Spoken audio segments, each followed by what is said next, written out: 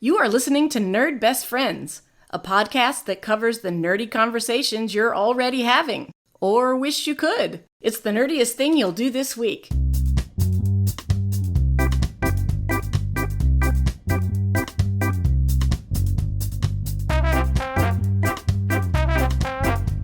Welcome back to Nerd Best Friends. I am Analese, and I'm here with my best friend, Rob. Hey, it's me, Rob, your best friend, your podcast host, and your super cool villain on the front of the book who doesn't really show up at all.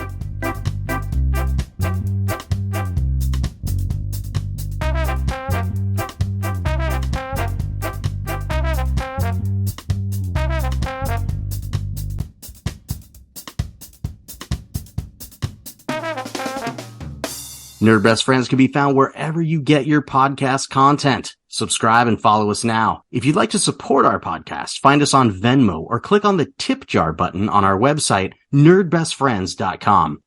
This is Season 2, Episode 34, and like some April Fools, we just saw the D&D movie on opening weekend. But first, Rob's recommendations.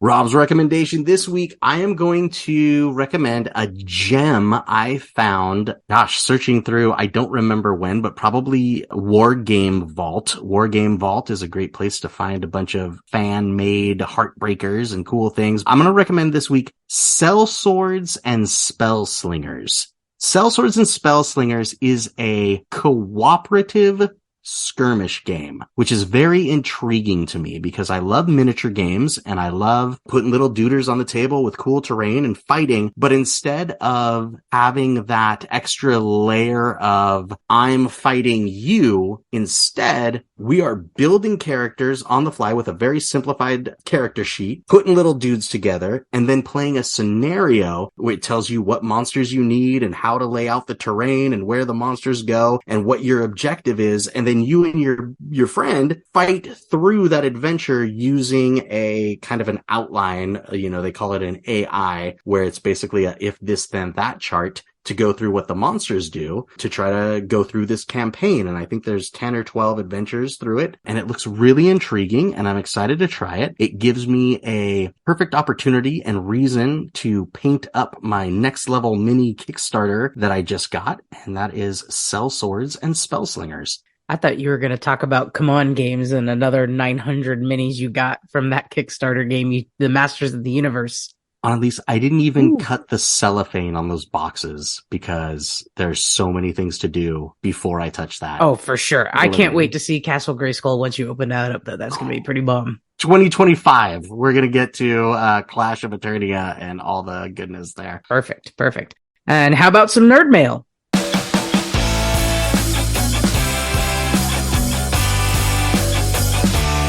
Nerd mail! Not a lot this week, Rob, but I do want to say after our episode with Dustin, we got a bunch of thumbs up and stands to the idea of you and me opening up our dream of opening up the comic book or game store. So maybe sometime in our future, that could still be a thing. We could realize our dream. Thank you, those who are trying to support us and be champions in that arena. But Annalise, I will tell you that a couple weeks ago, I visited a comic book shop. I was looking forward to it. It's slightly a bit out of town, but I was out of town on a conference and I was like, on the way back, I'm definitely going to stop by this game shop. There's a few things I want to pick up and I want to shop through their painting and, I'll pick up some other stuff just for fun because I don't go there very often. And I happened to get there on a Saturday. Yeah, I think it was a Saturday evening and they were having a Magic the Gathering tournament. And by tournament, I mean there were 2 Magic the Gathering nerds who were actually playing, 8 to 10 Magic the Gathering nerds who are too cowardly to actually play, standing around watching this game and critiquing each other. And Annalise, when I tell you that the body odor in this store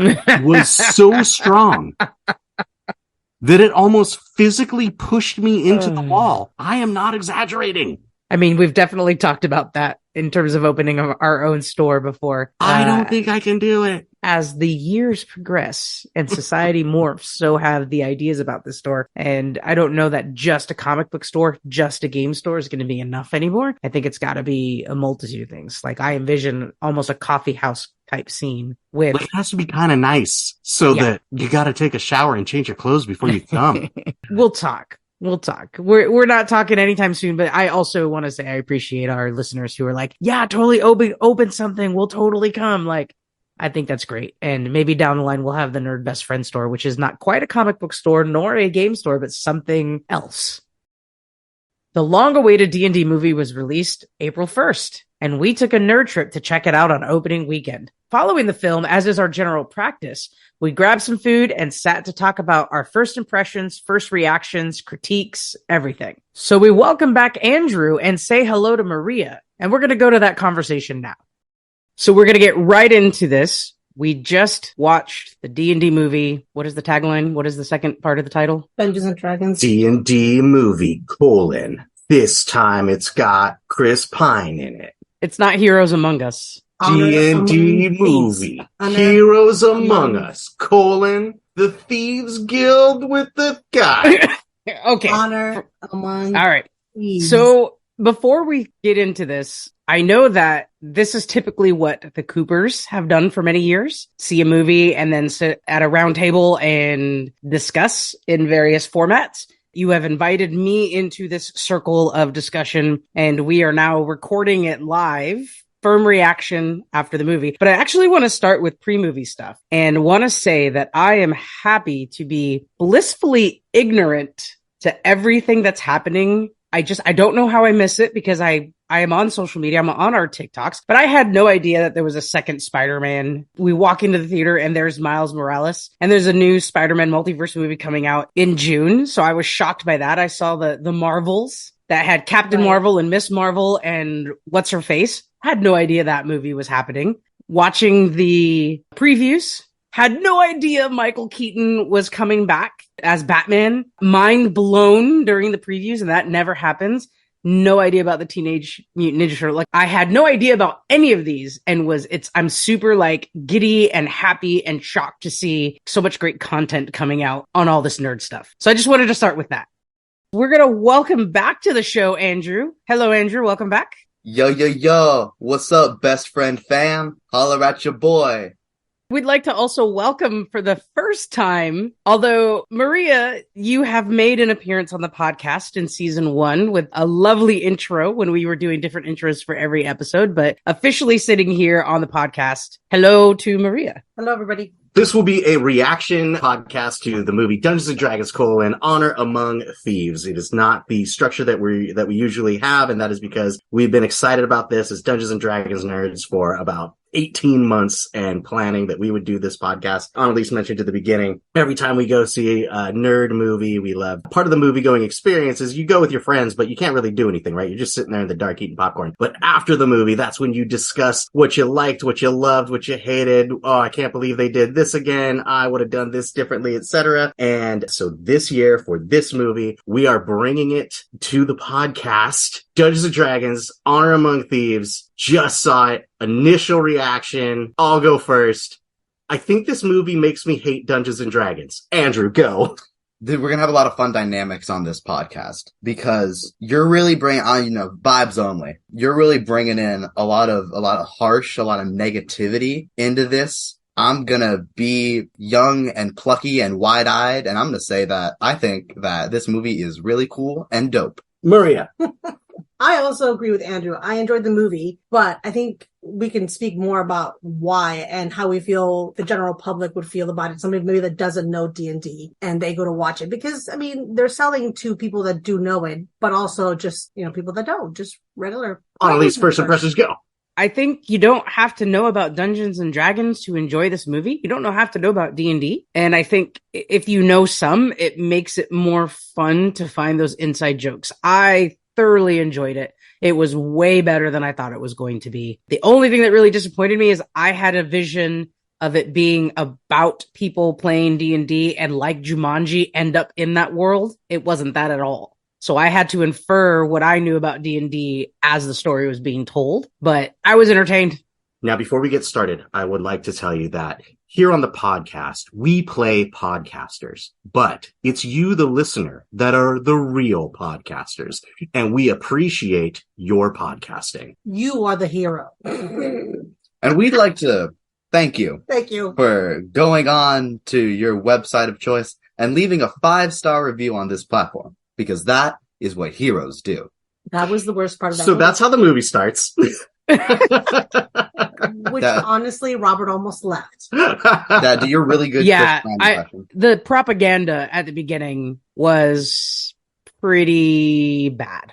I am in favor of the film industry. I am also in favor of being able to stream a movie for $30 at home versus going to a theater, and want to push back at the industry to say, if you want us to spend money going to a movie theater and have that experience, make better movies. And that whole little commercial at the beginning, agreed. Then we get to the point in the movie, Pretty which was my absolute favorite part of the movie, which starts out with Chris Pine. He's in jail and he's making his case, but he's waiting for a member of the council to listen to his case, specifically in Arakocra, which is a Dungeons and Dragons race that is like a bird person. And best part of the movie, his name is Jornathan, because that is exactly what I would name my NPC in a game. Oh, that's Jornathan and Slabethany and Mingus. At one point, you had rhyming Jornathans. This is Jornathan and Gornathan and Bjornathan.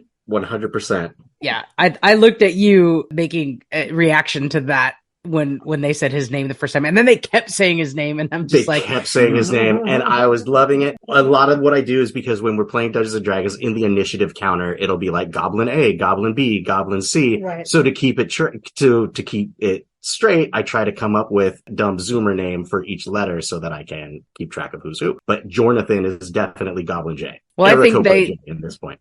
I think they nailed it for Dungeons and Dragons on all of the character names. All of them, to me, was like they went to the random D&D name generator.com and just generated names off of that. I mean, they were very Dungeons and Dragons based characters. 100%. And they put a lampshade on it too with some of the magic items. Like the characters would mispronounce the names or the names of the magic items, just like your players do, because they can't read, they don't know whatever the Zornthagel is. They're just going to call it the Z-thong. They don't, that's what your characters do. And that's what a couple times in the movie that happened. I found that delightful. Z-thong is the name of my new sports underwear brand. So Chris Pine's motivation is that wizards came into his house and killed his wife. I hate it. It sucks. They waited too long for his truth to come forward when you knew it was happening, when he was eyeing that. And spoilers, I guess we should have mentioned that first. Spoilers, right. If you haven't seen the film. Spoiler. Yeah, We're going to go through this movie. We're also going to rip this movie apart, piece by piece. I mean, there are some things in here I thought going through, I was like, oh man, I feel like I've seen this whole movie in the previews. But then we got to some of the parts and I was like, oh my gosh, I did not know that Chris Pine was going to have multiple gratuitous sex scenes with Xanathar. It was really wild. It blew my mind. Yeah. And then when they had the thing where Tiamat did all the kissy faces with all 5 of her dragon heads, and then somehow the lips came, that blew me away. I can't believe that was really weird. And satire over. I think they waited too long for Chris Pine's character to reveal his part in the murder of his wife. You saw it coming with him eyeing that gold the first time he walked through, and then they don't bring that back around till 9/10 of the movie is over. So this brings me to my first point of why this movie made me like Dungeons and Dragons less.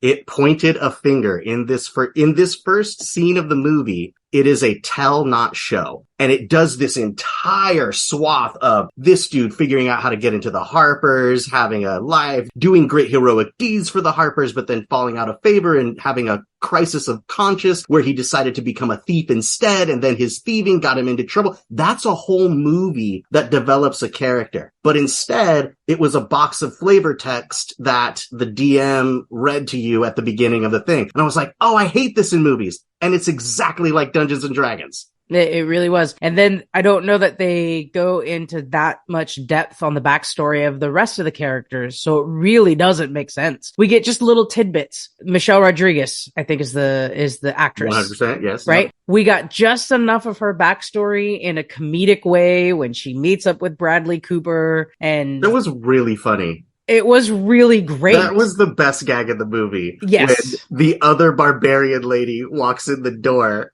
of her ex-halfling husband. It's really funny. And that's just enough of her backstory to understand her character, and how they bring that back at the end when she kind of bites her lip at the other halfling that's in the like that's because they both the have perfect a type. way. Yeah. Yes, exactly. So funny. It's so good. And what a great way to tell that backstory, right? We get just enough of the tiefling. We get just enough of the sorcerer. I don't know why we needed that much depth and fake depth into Chris Pine's character. So with the sorcerer, they said Elminster, right? That he was a great grandson of Elminster. Yeah. And then that was supposed to be Elminster that he saw in his visions. Okay. I feel like they could have done more with that. Oh, but that's another problem.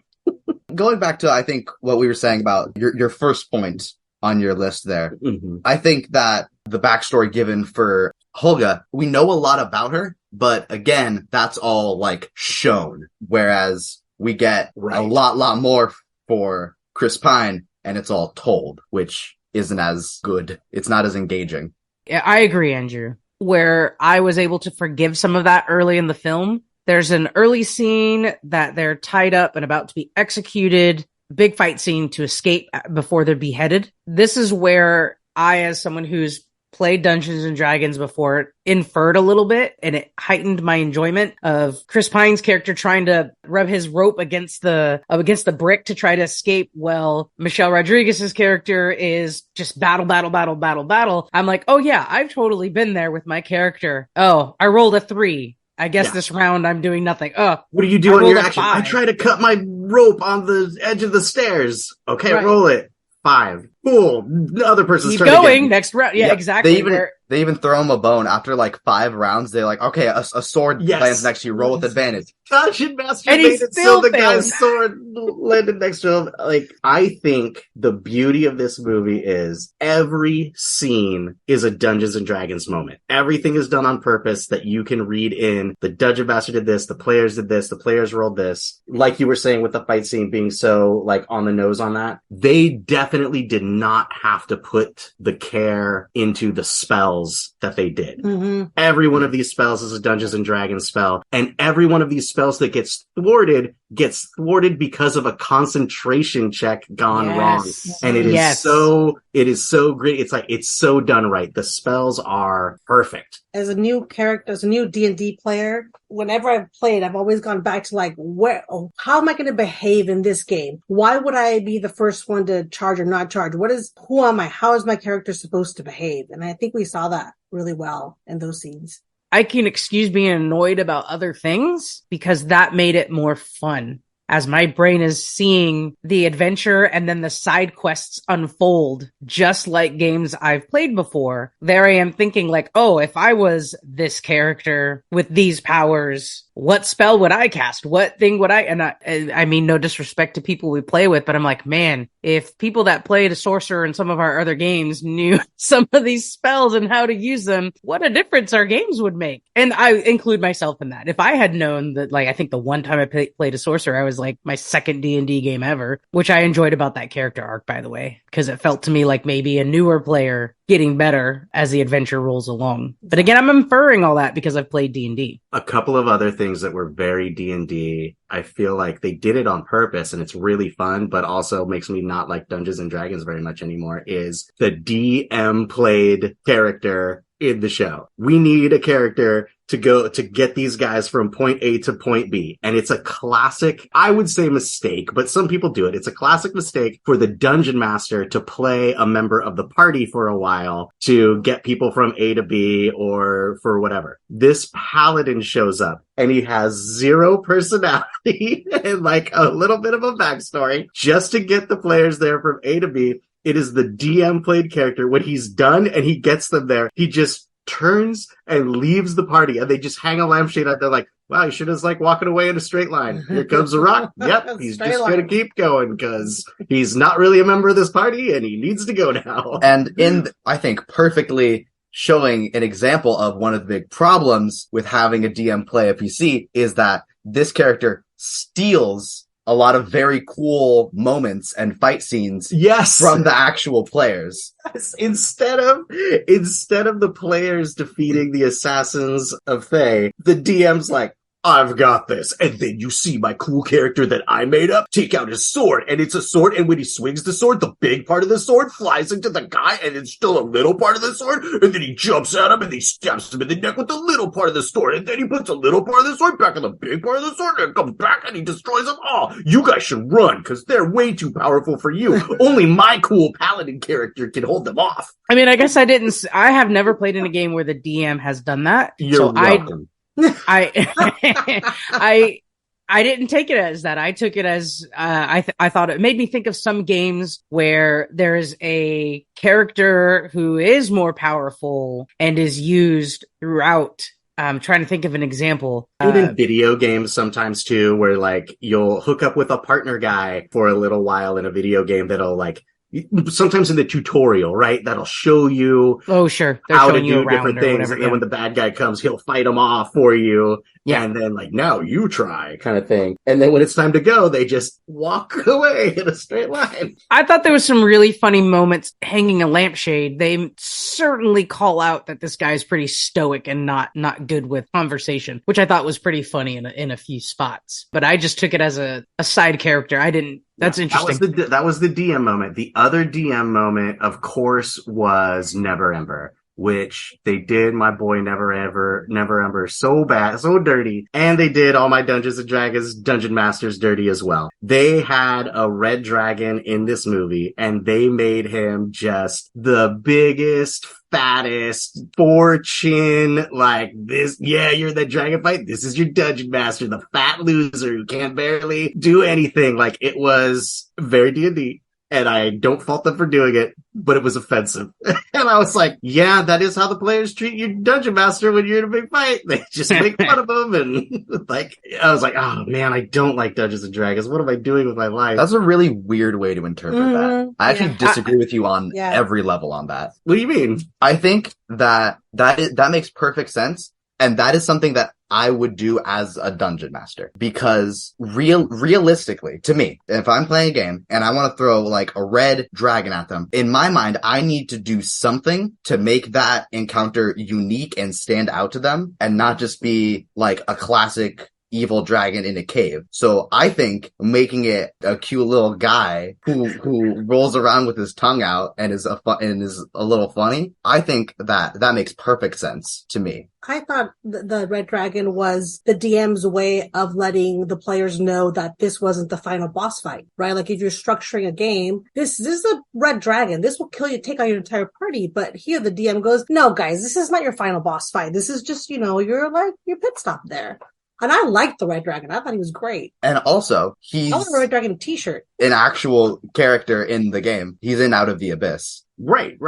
But is he like that? Yeah. Okay. He's all big and chubby. All right. I'm pretty sure, because the DM is the monsters. Leading up to that, there's an amazing moment that is both a good gag and meta with the intellect devourers. And he does the whole thing about like, oh, an intellect devourers they're going to find the smartest, most firing brain, and they attack you, they eat your brain and take its place, and intellect devourers are terrifying. And as it goes through, and we've got, what's a sorcerer's main stat? Charisma. What's a bard's main stat? Charisma. What's a barbarian's main stat? Strength. And what is a paladin's main stat? Charisma. And there's also a druid who's wisdom. Okay, which is wisdom. No intelligence-based characters in the party, and the mind devourers go right by. Chef's kiss. Beautiful. Beautiful gag, because like, oh, they're dumb. But those of us who know are like, there's no intelligence characters in the party. Yeah, I didn't pick up on that. I just thought it was a funny gag. But you make an excellent point. On purpose. Everything in the movie has a Dungeons and Dragons reason. Yeah. And I love it. And like, it's brilliant for that. I will say on the Red Dragon thing, I was half disappointed. Before the movie starts, it has a whole title screen. It made me think of Nightmare on Elm Street, right? It's like a whitish title screen that ends up looking like rubber with a big dragon face coming through, like trying to break through it. And you can see like the scales of the tail as it's trying to like push against it. Like it's this really big, it has nothing to do with the movie, but it's artistically beautiful. And we never quite get a dragon that beautiful.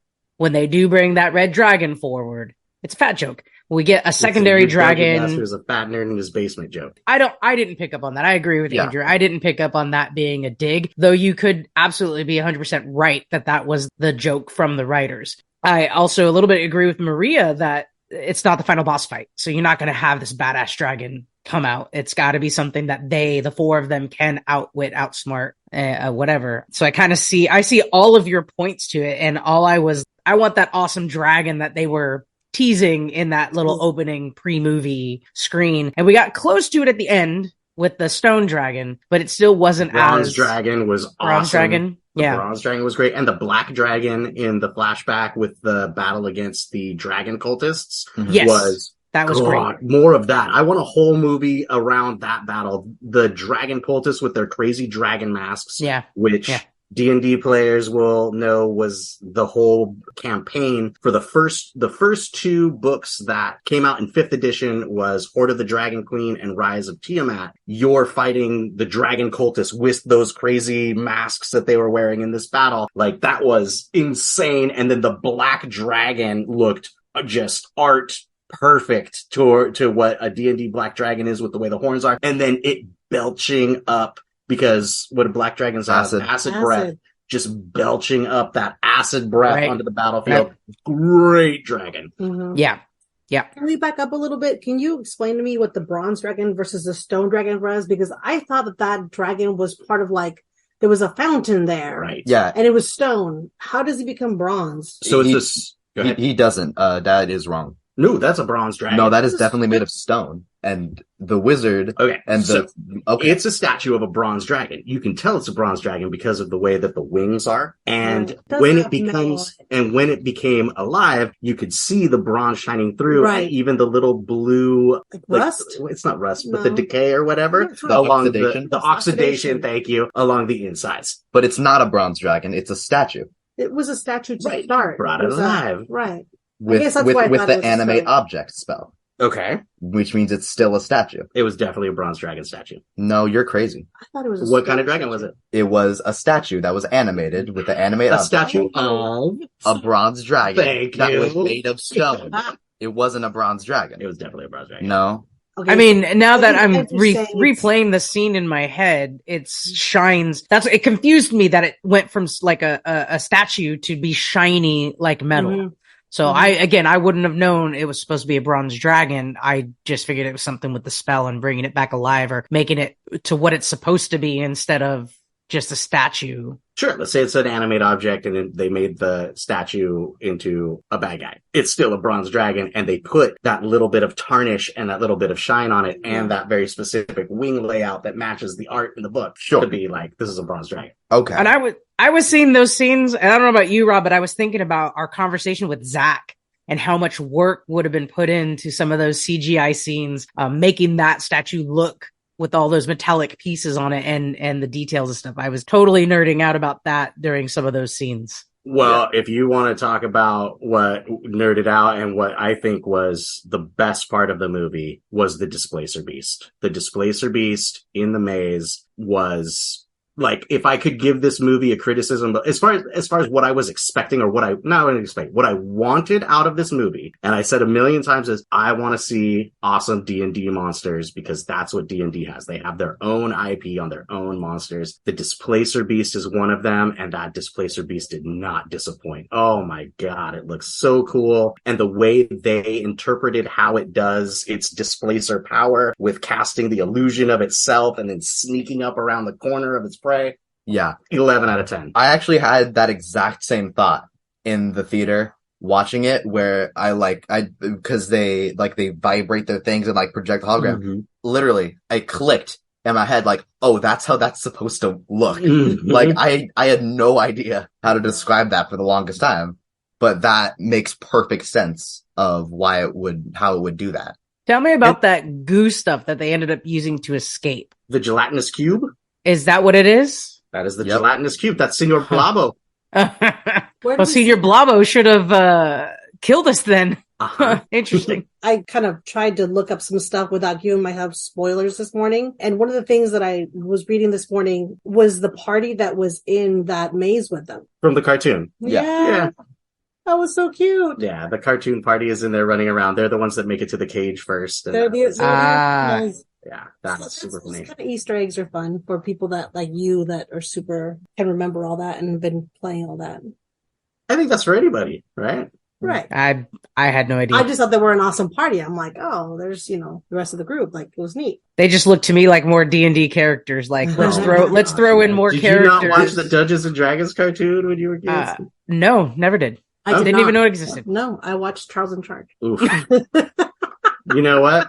Equally bad. Equally bad. Oh Man, children. Scott Baio. There are a few things in this movie that I think are weird. The first thing is the super cool, like, Thayan assassin guy. I feel like he gets hyped up a lot, and then he kind of sucks. Yeah. Because the DM run character destroys him. Like, it's done on purpose, too, which is why I hate it. Right. Oh, that is how Dungeons and Dragons works. It's just, they give him a lot, like, he comes in on the boat, and the dude's going crazy on the violin.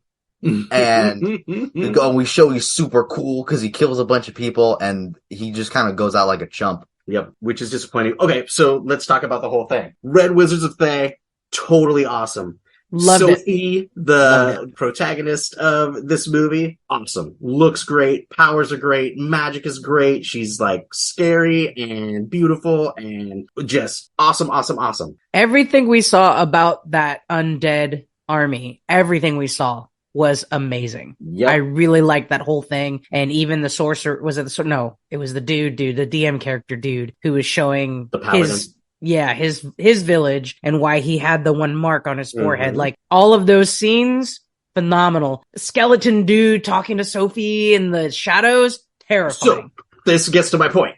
Yeah. Here's why we've never had a good D&D movie, and here's the problem with making a D&D movie. Dungeons and Dragons' main, best, most developed characters are the bad guys. It's Strahd, it's Tiamat, it's Zaz-Tam, the Red Wizard of Thay. It's, right? This is, because it's the Vecna. The folks on the front of the books are Dungeons and Dragons. And that's why nobody's been able to crack the code on making a good D&D movie is how do you make a movie where the best, coolest main character is the bad guy? Why didn't we see more of Zaz-Tam in this movie? Why wasn't he the big bad? Is it because they didn't want, like, what's the worst that could happen? They defeat him. The party of adventurers defeat Zaz-Tam, the guy on the cover of the book. That's kind of what's supposed to happen. Like, what are they saving him for? There's, in my mind, they're saving him for you, the viewer, who can go down to Target and buy the starter set and fight Zaz-Tam yourself. Yes, but are they saving him for Dungeons and Dragons? But they didn't sell enough of him to make me interested to go to Target and buy that starter set. I didn't even really remember his name. He's an afterthought. I know his name because he's in all the books and there's adventures about him and stuff. And he was there. He was the guy who originally did the horn in, in that backstory. And then he was there, like, in the shadows talking to her and stuff. And I was like, oh, so she's going to do her thing. But at the end, it's going to be Zaz-Tam. This is going to, I felt oh, the stakes are going to be really high because Zaz-Tam is here. And then the stakes were like, I think that's the mistake. The stakes were level appropriate. Well, I don't know. They're pretty high level. The druid can turn into a flying creature, so they have to be at least that's like 9. Well, I think level 9. I think the druid's definitely a moon druid. Sure. Because she kind of only does wild shaping. Yep. She doesn't do a lot of spells. But Simon can cast, like, reverse gravity, which is like a 6th level spell. So they could fight Zaz-Tam. Maybe we would have to bring back Paladin guy. That's the next movie. This is the next movie. But the next movie shouldn't be about the Red Wizards. The next movie should be about Tiamat, or the next movie should be about Xanathar, or the next movie should be about Strahd, or the next movie should be about Lord Soth, or the next, you know what I mean? Like, because that's the D&D. That's what D&D is. It's their bad guys. It's their villains. It's the guys on the front of the books. And Zaz-Tam was there for just a minute. And then I was like, let down. Like, well, wait, how come Zaz-Tam didn't come in and... Like, when Sophie was being defeated, why didn't he come in? Yeah. I thought the same thing, and I think they spent too much time on the Hugh Grant character, the con man, being the driver to all of this, right? Like, I get the betrayal, right? He's the betrayal and the raising the daughter and wanting to steal all the gold and selling out his city to the undead army. Like, all of that made sense. And then he became a clown at the end. He wasn't a good villain.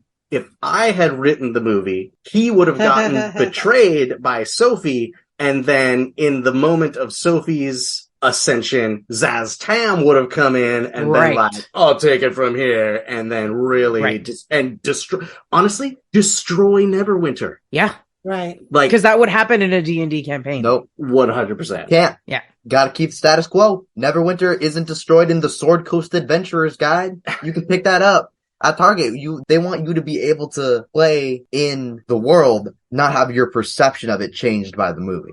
So you're saying that merch is controlling Well, it is a the Hasbro plot movie. of the merch is controlling the plot of the story? Like, Yeah, I don't. We're not talking about merch. Well, you are. You're saying No. You're saying that you want players to buy Right, but that's stuff, not merch. That's not movie sorry. merchandise. Okay, That's the sorry. game. The game. I don't I think think- it makes. I don't think it makes a difference. I think if you're gonna watch this movie and be like, "Whoa, Dungeons and Dragons seems cool. I want to go play against Zaz Tam too," you just go and get that adventure, and it is what it is. Well, and giving us more of him and making him, he was outright scary and then became a nothing. Yeah, I was very Yeah. confused that it wasn't actually a big Zaz Tam plot all along. Yeah. And I'm not trying to say like I disagree with you. Like I do think that would have been cooler and that should have been what we got, but I don't think that was really ever in the cards for them. Something made me laugh really hard at the end. Do y'all remember what it was? Was it the part where the only time the barbarian did anything close to a rage, it was when she got angry and threw a potato at Hugh Grant? No, it was where the druid finally. Or is that defeated- where you felt like you wanted to cry? No, because the barbarian was she was badass She was the whole pretty time. amazing throughout. The And barbarian that was like, pretty pulling amazing it throughout. back. She loves her potatoes. She doesn't want anybody I thought that was okay. Actually, I That was thought pretty that was something a player would do. Like, oh, I look to my left and see a bag of potatoes. Like that's a storyline that Yeah. I can see a person going through an arc of a campaign kind of forgetting about because it was funny at the beginning and they, bring it back a little bit and then it comes back at the end. I thought that was actually really good, but that wasn't what made me, I I laughed actually at that. I really thought that like was it funny. when characters do that. It's like when you make a character, if you're like, I have this funny voice and I am attached to this thing, right? And for this, it's, I love potatoes or whatever. Like, and then randomly, you use it sparingly and sometimes it comes up. That's a great way to have a character that is consistent and well developed. It's a simple thing you can do. Like, I think of Frau, right? Started off the campaign with always having a keg of beer strapped to her tiny self. I hope that comes back before the end of the campaign. I did really like the talk about the treasures. One of the characters saying, I have no need for it. And Michelle Rodriguez, the barbarian's like, then we will take your share. That exact conversation has happened in like 3 or 4 D&D games that I've played. So I thought that was really good. every scene is a Dungeons and Dragons scene. Uh-huh. There's a meta to every bit of this movie. That got me, I thought that was funny too, because the last 2 characters I've played have done just that. Uh-huh. I thought of Rocky. Was it Rocky? No, Rocky loved money. It was the secret. But that would have been something Rocky would have said. Right. Yeah. Oh, but I can't remember. Something made me laugh really hard at the end. It was the part where the owlbear beat the sorcerer. Oh, that was just like you could. Yeah, that's right. The overkill. Overlay Hulk smashing Loki on the ground with the owlbear killing the wizard, and it would line up exactly. Like I loved it though. I thought it was. I great. just felt like she rolled the nat 20 and just That's exactly what I was thinking. Like this is a crit hit. And they made comedy out of it. Yes. No, I'm not done. Yes. I felt it was like, all right, you got it. How do you want to do this? I smash him around like Hulk does Loki in the Avengers movie. Yeah. Okay, here we go. Yeah, it's hilarious. I liked it. I laughed. But again, that's a very D&D thing. It is. I also really appreciated the and I don't know if this is a spell in Dungeons and Dragons. They were using the bard to distract the guards so they can sneak in, and then it starts to morph because the concentration gets ruined. So what spell is that? I didn't know that was a thing. Major image? Yeah, it's a major image, but okay. It's just described in like, the DM used flavor to describe how it's sort of walking out as that concentration goes down. That's hilarious. I think that was sort of a running thing throughout where it feels like, they sat down, they got the adventure, right? They have all the pieces. And then, as the DM, you take what you like, you change what you don't, you add some things in so that it fits the story you're trying to tell. I'm reminded of very early on in the film, they say, oh, well, no cleric can heal someone killed by the blade of the Red Wizard of Thay. And, negative Nancy, my dad over here, leaned over and goes, well, all right, I guess. Guess it's well, isn't that convenient? Yeah. I'm like, well, yeah, but also it's I was already angry about the girl in the refrigerator motivation. I was like, blah. Girl in the refrigerator. That's the name of that trope where like your wife fridging. is killed by the and the okay. fridging. Okay. Yeah. Oh, see, Okay. in the 90s it was girl in the refrigerator. Now it's just called fridging. It's well, so well known. you shorten it. Yeah, exactly. It's Kyle Rayner, right? No. Because I know Green Lantern's girlfriend gets killed and stuffed in the fridge, but I don't remember exactly. which one. He comes home and his girlfriend's all chopped up in the refrigerator. No. Good times. Yeah, no, it's a very tired trope, and it's become a very misogynistic trope of how do we motivate our character? We kill a woman. It's dumb. I think by the end of the film, Chris Pine's motivation is the safety of his daughter and not his wife. Yeah, but I just go back to, they just waited too long to give us his actual guilt in that whole deal. It wasn't just that they killed his wife. Hear you loud and clear, and I agree with you on that, Robin. It is the same way with the kid, like, oh, my father was killed. That's my motivation, right? That whole trope it doesn't land as much. Mm-hmm. Yeah, but he does have some, his character has some actual guilt to that because they came to his house because he stole a piece of gold from them.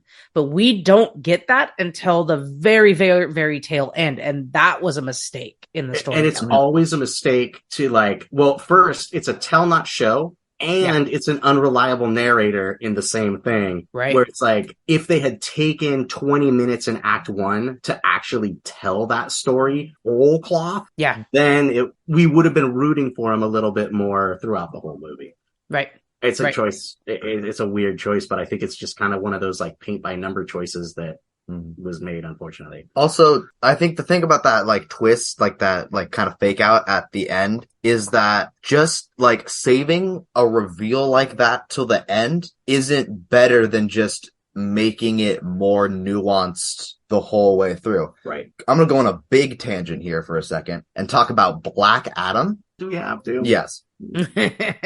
The Black Adam movie starts in the very same way with an opening narration paint by numbers that tells the main character's whole story, and it's super basic and tropey, but then at the end, the movie does the exact same thing as the D&D movie, where it shows, well, actually, this one thing was different, and it's actually a lot more complicated and a lot more nuanced. And I guess you did a plot twist, but you didn't need to. It could have been interesting all the way through. Okay, so then with that being said, what would have been better? What would have been a better motivator for him? He didn't need a better one. They didn't need to hide it from us. We don't need the M. Night. That's the M. Night Shyamalama Ding Dong. Shyamalan. You know that guy, Sixth Sense. Shyamalan?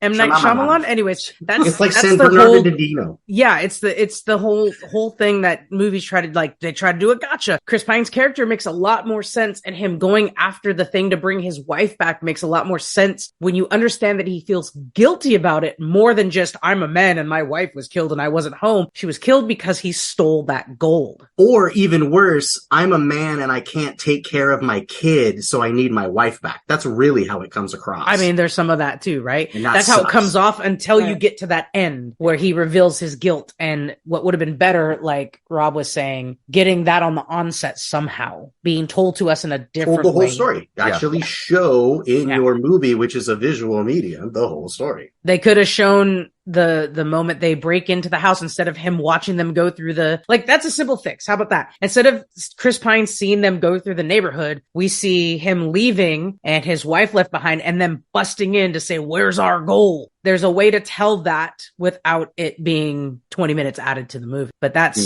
makes his character a lot more believable throughout the whole thing if you understand that part of his motivation. I will add, that's also very Dungeons and Dragons, because a lot of times when you start your campaign and you put it forth to the character of, hey, so what is your character's motivations and what are they like? Somebody kind of stumbles through one time, the Red Wizards of Thay killed my family, so I hate them. That's my backstory. You know what I mean? Which, just because that's the way unprofessional storytellers do that, isn't necessarily the right choice for your movie. So we had the wizard duel where she had her Bigsby's Hand, which was awesome because Bigsby's Hand, it's a vanilla spell that's been around for 50 years, but hers was like made of blood and sinew and undeath. And then his was a different spell. It's earth something. No, he also cast Bigsby's Hand. No, it's a different spell because his was bound to the earth. I thought it was the Wednesday Addams spell, because No, okay. No. My interpretation of it was that it was... It was Thing? It was Thing. My interpretation of it was that it was the same spell, except the sorcerer flavored it differently, because... Oh, you're gonna have to cut this part out so we don't look dumb. I'm not as D&D versed as you, Rob, and I interpret it how Andrew just described it, and I think you're more average or non-viewer are going to see like, oh, they did the same spell, but it's good versus evil. It's red versus white. Right. No, because his spell's not as powerful as hers, because he's not as good as her. Earth and Grasp. But he doesn't grasp anything with it. He grasps her hand, specifically, a bunch of times. And he grasps himself to save himself. That's true. Which also is dumb and wouldn't break his fall at all, because that hand is also made of giant rocks. Like, that would hurt just as much. No, you just chime in. No. Your DM lets you do that for sure. If you're gonna use a spell slot to lessen your fall with your cool Earth and Grasp spell, your DM goes for that 100%. Alright, speaking of, actually, this was the other thing. Bigsby's Hand versus Earth and Grasp. Amazing. Even if you didn't know that, that scene is amazing. I'm surprised you didn't laugh when they did, like, a Western joke. Which one? When they were facing off and the basket tumbled across the screen. Oh, that was great. Perfect. Yeah. That was great. Awesome. Because that's exactly how you describe it in a D&D game. Like, it is so D&D. The glaring problems with it make me rethink D&D. I think, that's what I think, maybe tell me if I'm wrong, but I think your point is that it's so D&D that it's to its own fault. It's so D&D. No, it's not. There's no fault in this movie. It's so D&D. It makes me question myself. The problem here really is that we have not played D&D in like 2 months. So you are questioning because you are questioning because you have not had the joy of playing D&D. And now you must watch this as if you're watching other people play D&D. I don't know what you're talking about. My guy plays D&D 4 days a week. I was going to say, I actually played D&D on Tuesday and Monday this week, so sorry. Okay, then it's me. I'm the problem. It's me. I haven't played in 2 months. Thanks, Michael. April Fools. Exactly. If you're not playing Dungeons and Dragons enough, it's time for you, the listener, the nerd, the co-host, to step up and run a Dungeons and Dragons game. You can do it. Just like my boy in the Dungeons and Dragons movie, who has to apparently roll to attune with items, which is definitely not a thing, although Andrew pointed out is a variant rule you can use. I've just never known that or used it. You can actually have to roll to attune with items. Yes. Just like my boy can attune with an item. You can run a D&D game. You can do it. Okay. Don't let Grumpy Rob deter you. Chris Pine, I believe in you. My partner Sarah is not a Dungeons and Dragons player. She thoroughly enjoyed the movie and said I should really not talk myself out of seeing more high fantasy movies like this because she really enjoyed it. So for someone who knows zero about Dungeons and Dragons, it was a good movie for her to see. She was entertained. She enjoyed it. Made her laugh. Boom. You're not moving away anymore. Instead, we are watching Lord of the Rings. Hey, nobody got time for that. I'm not against Lord of the Rings. I don't have 15 hours of my life to give. That's what it is. I'm sorry. Andrew's been trying to say for something. fourth time, I'm going to try to make my point here. Oh, by the way, Rob, I'm just kidding. I'm done. No. Okay, I'm out.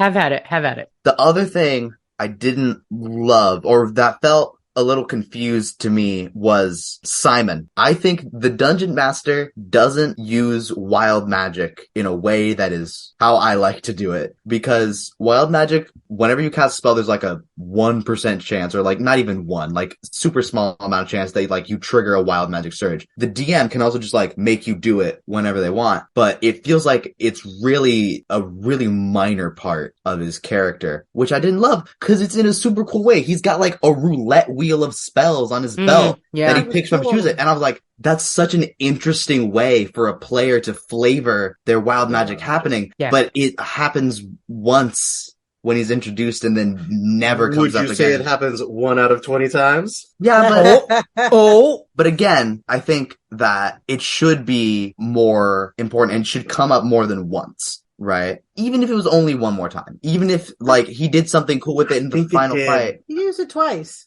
I think it I went thought wrong 3 twice. times. Did and I once. think it went wrong twice. When? Was it when they were in the boat and they were? He used it in the boat. He spun the thing again, but nothing wild happened. He just, like, casted the spell. I feel like it happened twice, but I'd have to see it again. Ah, darn it. Like a time where a bunch of smoke came out of it. He casted, like, fog cloud once at, like, in the opening, narration. And that was what he was trying to do. But that, yeah. Yeah. Ah, shoot. I don't know. I'd have to. We'll have to see it. Listener, write in. Does the wild magic roulette ball have unintended consequences more than once in the movie? Or if you count up all the spells that he casts, does it happen literally 1 out of 20 times? I think because this movie is so D&D, I wouldn't be surprised if he cast 20 spells in this movie and one of them went wrong. And one of them's, when he rolled the one. What I was trying to say was, I think that not only would it have been cooler, but I think it would have gone further to, I think, differentiate Simon as a sorcerer to the Red Wizards of Thay as wizards. If I'm being real here, if I was new to Dungeons and Dragons, I kind of wouldn't get why Simon's called a sorcerer and the other people are called wizards. Yeah, like it was a real stretch for me to be like, oh, wizarding is in his blood, not something he learned, because his great-great-great-grandfather was Elminster, the famous forgotten, like, yeah. I even had to be like, oh, okay, that's kind of a stretch. And honestly, I think all the cool wizard stuff that he does is with magic items, right? Which makes sense using outside sources for magic if you're a wizard, but he's a sorcerer and magic is supposed to be like in his veins. Oh. But also if you... no, that's interesting. No, go ahead. But also if you look at the party, if you come across a magical weapon or a magical item, who are you going to give it to? The barbarian? No. The druid? Probably not. You're going to give it to the sorcerer. I guess. I don't... Again, there are no intelligence-based right. characters in this party. Still, I just think that was kind of underutilized, and I like to see more of that. Do you think that's because they're trying to get away from the big joke of the wizard, like the idea of like, why be a wizard when you can be a sorcerer? I don't think they care about that, honestly. That doesn't seem as like universal to me as a lot of the other like D&D references are. Mm-hmm. That there's probably like 7 or 8 Reddit posts about that.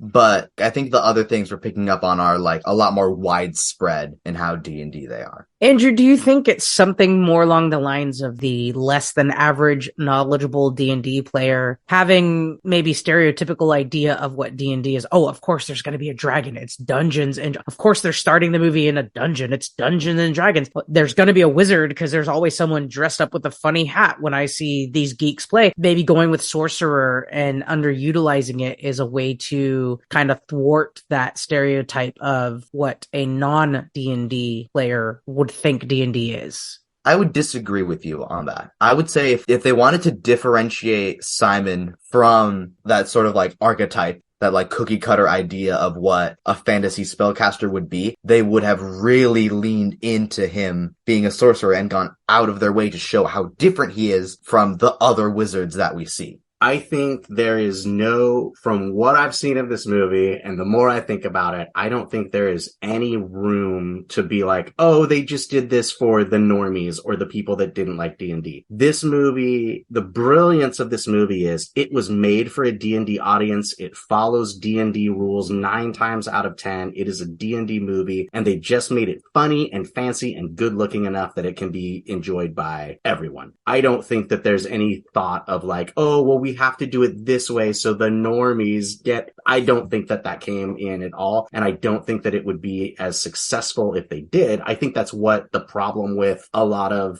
IP movies are in the past is like, oh, we toned it down or we changed things away from like what the hardcores think just so we could get a general audience. I really believe this movie, every scene can be nerded out on by a Dungeons and Dragons person, and they didn't care about not. They just said, we're going to have the CGI be good enough. We're going to have the jokes be good enough. We're going to have the story be by the numbers enough that everyone's going to love this high fantasy adventure movie. There's no like dumbing it down. I think the reason they did that with Simon was specifically they made him a sorcerer because it was a different take on the sorcerer where he didn't always know what to do. He wasn't super good because he didn't study it. He didn't learn it like a mage or like a wizard does. It was just in his blood. He just had enough talent to get by. That's why he's performing magic tricks to locals and stealing their money, because he's not a wizard. He's not going to the ancient libraries and reading the ancient tomes and spending all this time studying and learning the arcane ways and seeking out.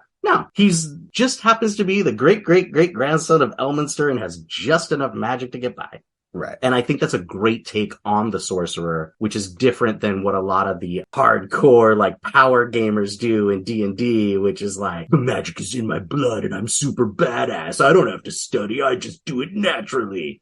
I will remind the two of you, I can't sit here and tell you the difference between a sorcerer and a wizard. I wouldn't have known that there's a... Fake nerd girl. Fake. Cancel. Yeah, I mean, I never said I was a D&D expert anyways. Which is I've funny played because like... you've been playing twice a month for 4 years now. I've been D&D. playing like the same character twice a month for 4 years. 1% of 1% of D&D players on this earth. I've never played a wizard. I've played a sorcerer once, like my first game, right? Like I can tell you a lot about being a monk. Heck yeah, I've been playing that every other Wednesday for 2 years. I can tell you that I thoroughly missed seeing a good monk or a good dragonborn character. I was looking out for one and the ones that I could relate to really weren't in the movie. My point is, I don't trust Hollywood because yes, you have the wonderful theory that everyone makes movies because they want to entertain and they want to, they want to tell stories and they want to do things that look beautiful and impact life and art, and movie making is art. And there's all of that. However, the studios want to make money. Right. So I don't fully trust that some of that thought to make it a wide stream audience appeal was also in that conversation. And I'm not saying they made this character, the sorcerer, dumbed down. That's not really what I meant by it. But again, as I'm sitting on the outside, I can't tell you the difference between a wizard and a sorcerer. I believed he was a sorcerer, and I kind of took, Rob, what you said about it was my impression of it as well. Here's a kid that just didn't do the work. Right. It reminded me of players we've played with who just don't read their character sheet before we go and play. That's what I got out of it, right? Which with is my also minimal fine, D&D knowledge. Right, Yeah. because it puts him on a different level than it does the Sophie character. Right. Who's the bad guy. She's a wizard. She's crazy badass. And she's casting a million spells every 6 seconds where he's like, he's kind of fumbling and stuff and just trying to get back on like what he has strapped to his belt and internally. Right. He kind of loses that at the end. For me, at the end of like in that big final fight scene, he's just, and I guess that's the idea. Like, I guess that was his arc. Mm-hmm. Is that like in like the snap decision making, he's able to do good. And so I guess, but it is, he gained his confidence, right? He's the cowardly He's, lion. Right. He says that in the beginning that he tried to court her, but couldn't because he didn't have the confidence. So yeah. It is funny that Chris Pine's character has zero character arc and never discovers any powers or does anything. He starts off the movie being motivated, like, oh no, I have to get this magic artifact to bring my wife back because I can't take care of my kid. And he ends the movie going, oh, good thing I found this magic artifact so I can bring this woman back to take care of my kid. But there's no change. But again, he sucks. I'm gonna fight you on this. His main motivation, how it played to me, is that step 1 is get back with his daughter, and then step 2 is to get his wife back. To me, but he was motive. away from his daughter because step 1 was bring my wife back. Right. But again, so what's the character arc? Where did he start and where did he end as a better person or more powerful bard? That's not what I'm saying. Exactly, because it didn't happen. Right. But again, I don't think his motivation was only to save his wife. I think it was to take care of his kid. That's what I said. His motivation was to find the magical artifact to bring his wife back because he can't take care of his kid. And in the end, he ended up using the magical artifact to bring a lady back to take care of his kid. But he never goes, oh, I gotta go get the tablet. He says, no, I gotta go get whatever her name is. Well, the conversation that he had, Kira is the daughter's the name. conversation that he had with his daughter Kira was, I've been doing this to get my wife back, but realized I need to do this to get your mom back. But then when he looked back on it, he realized that she was so young when her mom died, that Kira was so young when her mom died, that really, that's not who she knew to be her mother.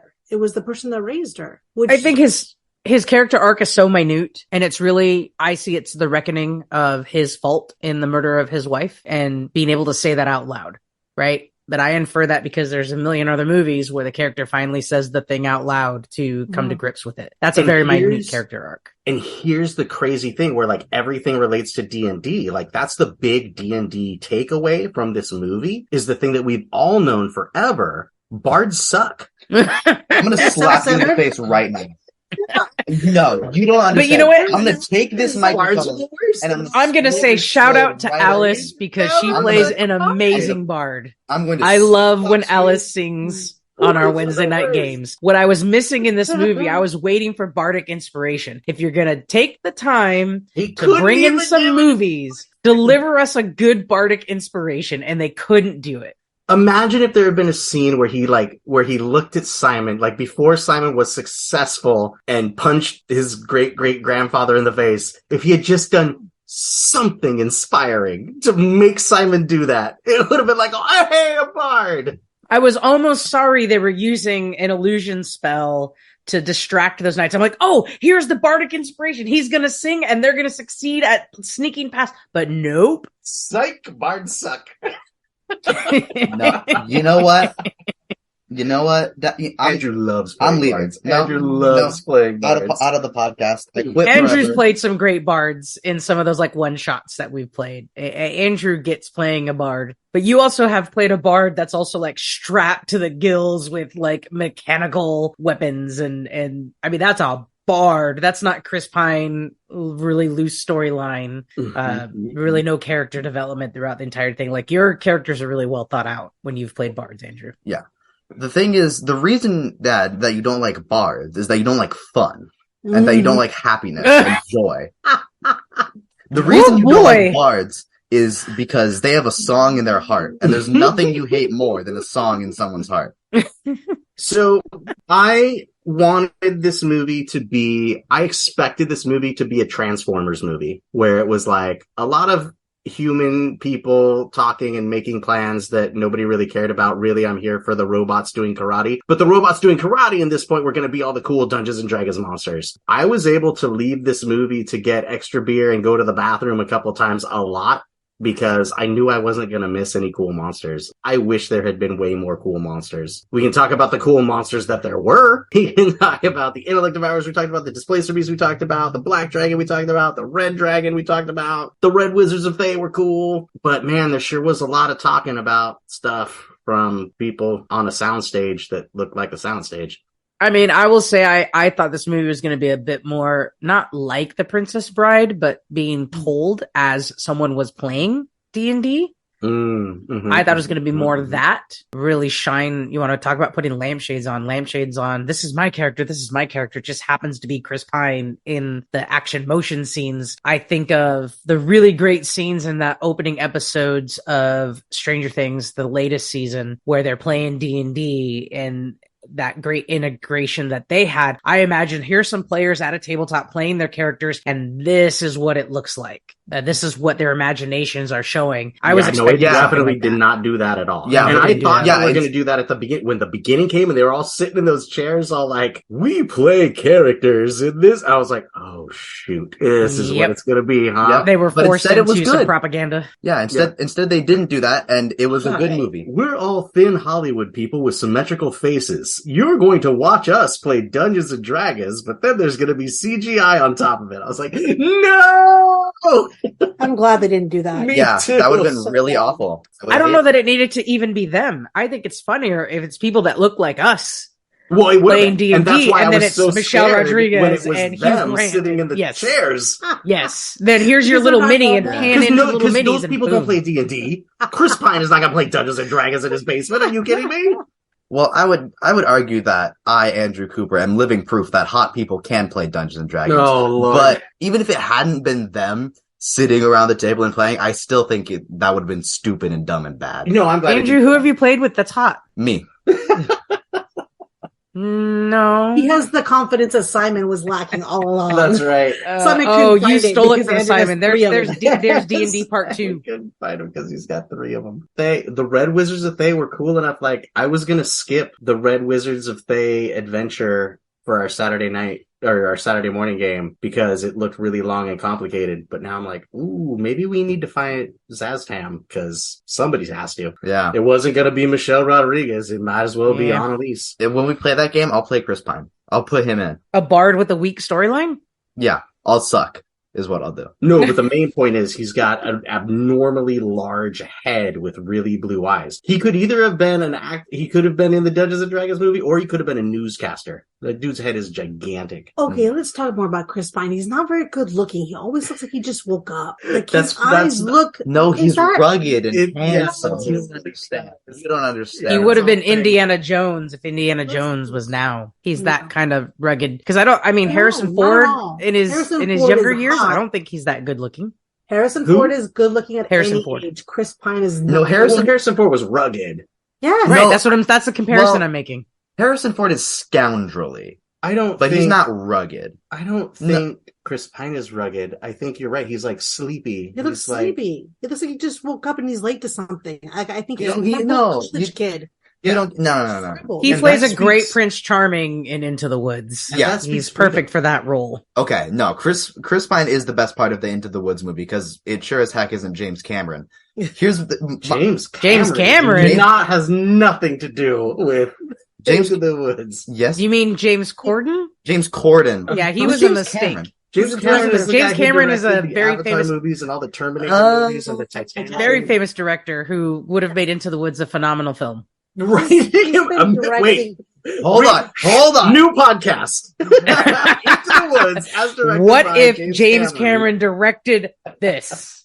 Yeah. Yep, that's it. That's a new podcast. Bye, nerd best friends. See ya. Well, gosh dang it! I was gonna make a point. Sorry. Oh yeah, the point was also a joke. What I'm saying is, I think Inigo Montoya is rugged, but I think Mhm. Wesley is scoundrelly. I think Harrison No, Ford. Wesley's a farm boy. He's perfectly cast. He's as, like handsome. a He's diamond the in the handsome rough. guy. Yeah, Yeah. he's pretty. He's even He's pretty. He's Sure. even He's pretty. pretty. Yeah. He's What's a not better handsome, example? he's What's a pretty. better example? Well, because that's what I think Harrison Ford and Chris Pine are different kinds of hot. I agree. They're different Nope. flavors. Mom says nope, they're the same. No, Chris Pine is just not hot. You don't have to like Chris Pine. Nobody does. He's my least favorite of the Chris's. 100%. And Yeah. his movies are the worst. Yeah, They He just they got- tend to be, yes. Chris Pine is the Chris you can afford. Yes. You're making a movie, you want to Oh, have boy. Chris in it, but We're he's totally the only getting one you hate get. mail in this episode. I love it. Listeners, engage. Tell me why Chris Pine. Name a good Chris Pine movie. Actually, I can. I did not realize that Peter Parker in Into the Spider-Verse was voiced by Chris Pine. Did you? I did not. Yeah, no, I was looking up Chris Pine movies. I'm like, well, I know he was Captain Kirk and those movies are not great. And I know he's in this movie, so it's probably not going to be great. And I know he's in the Wonder Woman movies, and those movies are absolute garbage. And I was like, oh, but he was Peter Parker in Into the Spider-Verse, the greatest superhero movie of all times? So you're saying the best Chris Pine movie is one that doesn't show his face. 100%. Yep. You want to talk about hot guys in fantasy movies? That paladin with the low cut white shirt? Back me up here, Mom. What? He was hot. Which one? The paladin. Well, Of course he was hot. He was the DM's character. He's hot in that show, Bridgerton. Oh, can I watch that show? No. The DM's character is super hot. The DM as the dragon is a fat quadruple chin nerd. Again, that's definite. I will fight you on that. It feels like you're trying to complain about something there. The whole reason they got out of there there was because the DM, as that dragon, kept not being able to roll a 5 or a 6 on the breath recharge spell. It could only just expel a little bit of gas. He couldn't get the breath weapon to work, so he held up the candle and it exploded. Like, it was a very, this is the dungeon master struggling moment. Like, that was the D&D part of that whole scene. Sure, but I don't think they're... Sure, you're absolutely right on everything. No, you're right on. No. That's a different argument. Your argument is that they made the dragon fat because D&D nerds are fat. Mm-hmm. I disagree with that idea, or that was what they were going for. I think if they're going to be that meta, then we can also circle back and say they're that meta about the difference between a sorcerer and a wizard. Like, if they're gonna have that kind of thought about it on the outside, they're gonna do that to everything else, and I just don't see it. I just think it was comedic effect. No, because he's in the book, and he's like that. That was the other thing. The Underdark. Oh, the Underdark with the bioluminescence. With the bioluminescence. Yep. In my opinion, yep, they do the Underdark dirty. What? Yeah. What? Yes. It was great. Well, it wasn't deep enough. That's what I'm gonna say. Yes. The Underdark, if there's a hole, if there's just a vertical hole, straight to the Underdark, and you jump down it, you will reach terminal velocity before you reach the Underdark. Well, they had a rope. The only problem was that there was sun still shining down on the floor. But I felt like they got to that point and then they went deeper. Like, I guess. I wasn't upset. But when they got out of the cave, it was like 20 feet until the ocean surface. Yeah, but the ocean is deep, bro. It was 20 feet. They swam back up in like 5 seconds.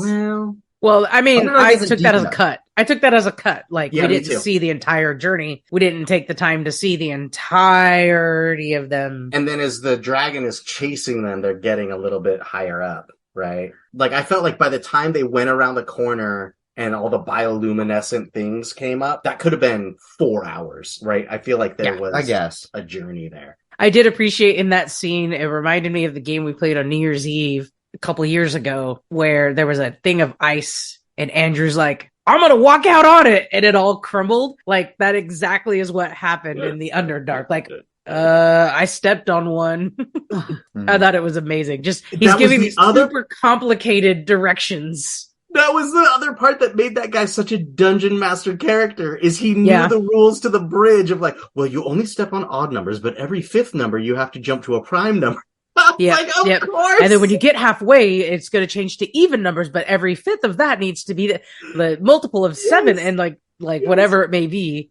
And then crash. That was the great, like, that character, that was the most fun journey for me, is because he showed up and I was like, what's the reason for this guy to show up? Is it because they got a new player? Right? And so he's a new player, but like, he kind of doesn't fit in with the group. Is that what's going on here? And then he started explaining the trap thing and I was like, I wonder if this is like just an NPC or like the DM player. And then he was super good at fighting. I was like, that might be right. And then at the end where he just goes, and now my help for you is complete, and turns around and starts walking. I was like, oh my God.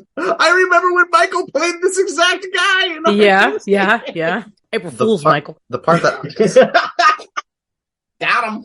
The part that I relate to the most as a dungeon master who tries to talk cool and make cool lines was the part where he said, just because you have forsaken your oath doesn't mean that your oath has forsaken you. And it's like, just because that sentence was symmetrical doesn't mean it made sense. I was like, oh, I've been there. So good. I've been there. Thanks, Dungeon Master. Which is weird that they make so much fun of Dungeon Masters, because without Dungeon Masters, there would be no D&D. Guys, maybe they're just trying to make the dungeon masters laugh the most. Maybe that's it. Maybe that's what it. they're thinking. Make all the dungeon masters be like, I feel seen, and like, and like crack up. They understand me.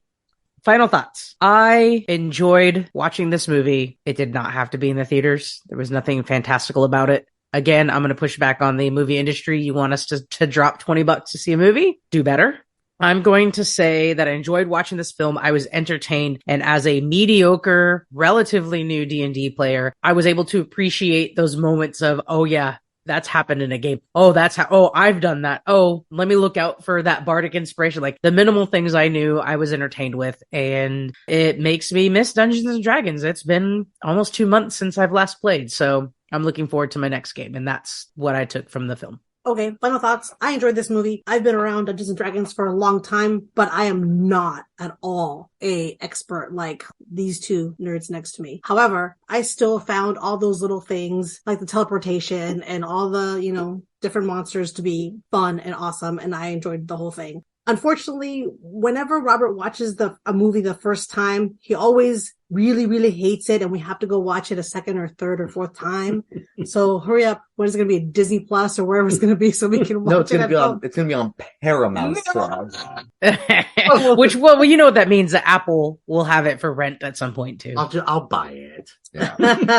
The Dungeons and Dragons movie is a lovingly crafted depiction of a lot of different universal ideas that have happened in people's games, all brought together into a film. In that same way, sometimes the nitty-gritty and the actual quality of some of these story beats feels like something that you and your friends would make on a late night hanging out, drinking beer and eating pretzels. But at the end of the day,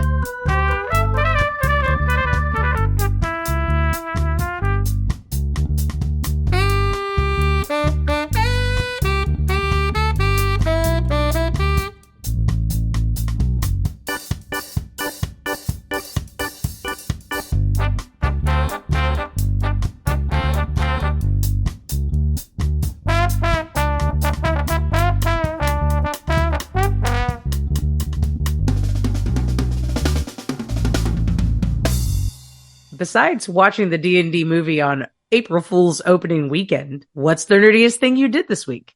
I'm actually going to tell you that statement is wrong and a lie, because while I did see the Dungeons & Dragons movie on April 1st, I actually saw this movie twice. The day before we saw this movie, I went with some of my good musical theater friends to see it in theater again before we all saw it as a group, so that I could be extra prepared when I got on the Nerd Best Friends podcast. I'm double dipping Dungeons and Dragons. I'm DDDD. Yeah. You're telling Hollywood you will sit in that movie theater not just once, but twice. You are the I true support hero. my local. Chris Pine told me that I wasn't gonna go twice. I was just gonna go once. But then I saw Chris Pine tell me that I needed to support, that I would be the real Otter among thieves.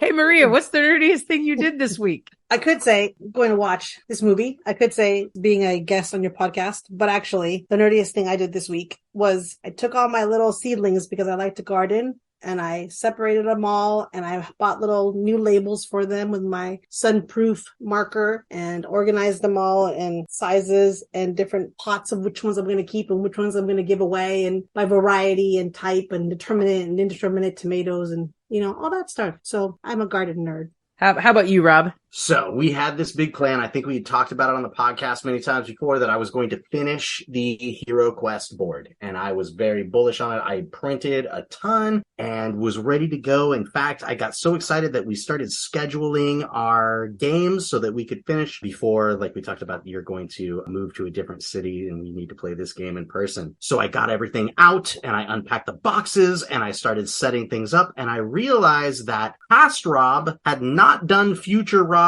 a favor. And as I was future Rob, now present Rob, I started opening boxes to find dungeon tiles that were not painted and dungeon tiles that did not have magnets in them, and to the point where I needed to do some work. So for the last 3 nights, I have been up past midnight, literally to the point where I have fallen asleep at my table with the paintbrush in my hand, trying to finish the Hero Quest board. It is now all printed. It is now all primed. There's just one that is not basic. There's a lot to do, and I'm still waiting on magnets to ship. We talked about what a hassle that would be, but I have spent the last 3 days probably 12 hours a day painting on this Hero Quest board. It's been rough, but it's gonna be done. And follow Nerd Best Friends on Instagram and whatnot, because as soon as I get this done and as soon as everything's painted, I'll set it all up and spread it out and take some good pictures and videos of it. But oh boy, did I realize that I was not in as good a shape as I thought I was, and really need to go for it. How about you, Annalise? What have you been doing this nerdy? So Rob's mentioned a couple times, I don't think we've talked about it on the podcast, but I have accepted a job as the next principal of Ukiah High School. So hello to any Ukiah peeps that are listening to this episode. Tell all your friends, follow and listen. So I want to say that the nerdiest thing I did this week was we actually formulated our moving plan, found a place to live. It's got a lot of moving pieces because we're going to move my partner out a month early to get all settled in so that when I finish my job here, I can just show up and transition into being a principal of a comprehensive high school. So we're doing a lot. We started packing, but I'm going to say that's not as nerdy as the nerdiest thing that I did, which at Rob's suggestions, I have 3/4 of the things that I need to do slap chop. Yes, I'm just waiting on the texture board. Like Mandalorian, this is the way. Yeah, that content will come soon as that board's here, and Rob's gonna do a tutorial, and I'm gonna slap chop a bunch of stuff for Final Girl to paint. So you're just missing the most important element, the artist opus texture board. All right. Yeah. We got this. We're getting ready to slap chop. Andrew, Maria, thank you. And to the Cooper family, again, I thank you for letting me in this nerdy part of something you've done with your family for a long time. I hope it can continue, even though I'm moving a little bit away. We'll find a way to make it happen. Well, nerds, we've made it to the end of season 2. Next episode, we will be recapping our season, so come back and reminisce with us. Remember to subscribe, share, and give us that 5-star rating wherever you get your podcasts. Follow us on Instagram, Facebook, TikTok, and Twitter at NerdBestFriends, or send a message by writing to podcast@nerdbestfriends.com. Thanks for listening, everybody. See you next episode.